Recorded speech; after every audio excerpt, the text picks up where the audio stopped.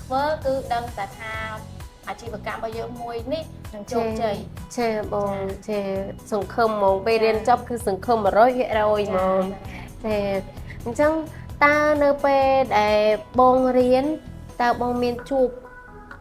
លក្ខណៈថាគេហៅថាឧបសគ្គអីគេពេលដែលបងកំពុងតែរៀនហ្នឹងមានជួបឧបសគ្គអីហ៎បើសម្រាប់ខ្ញុំដូចជាអត់មានចាអត់មានជួបឧបសគ្គអីទេចាអូខេអញ្ចឹងបងមានពាក្យពេចន៍អីផ្ដាំផ្ញើទៅបងប្អូនដែលគាត់មានបំណងចង់បើកអាជីវកម្មនិងមានបំណងចង់រៀនបច្ចេកទេសបោកអ៊ុត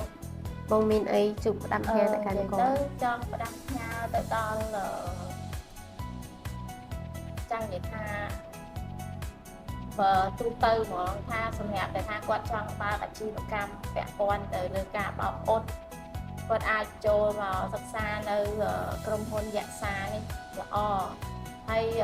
ពាក់ព័ន្ធទៅលើការបង្ហាត់បង្រៀនរបស់គ្រូក៏គាត់ចង់និយាយថាមានសុជីវធម៌សម្ដីសម្ដៅទន់ភ្លន់ហើយនិយាយខ្លីគឺល្អហ្មងសម្រាប់កន្លែងហ្នឹងមួយគឺចង់និយាយថាចំណាប់អារម្មណ៍ខ្ញុំគឺពេញចិត្តឲ្យលេខ1យោចាអូខេអញ្ចឹងអរគុណច្រើនបងហើយខ្ញុំក៏ជូនពរបងឲ្យសុខភាពល្អរស់ស៊ីមានបានហើយបើអាជីវកម្មគឺសូមឲ្យហេងសូមឲ្យដំណើរការបានយ៉ាងរលូន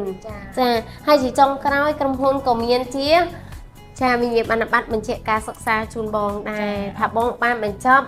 ការរៀនបច្ចេកទេសបោកអ៊ុតជាមួយនឹងខាងក្រុមហ៊ុនពិតប្រាកដមែនអញ្ចឹងបងប្អូនទាំងអស់គ្នាកុំភ្លេចណា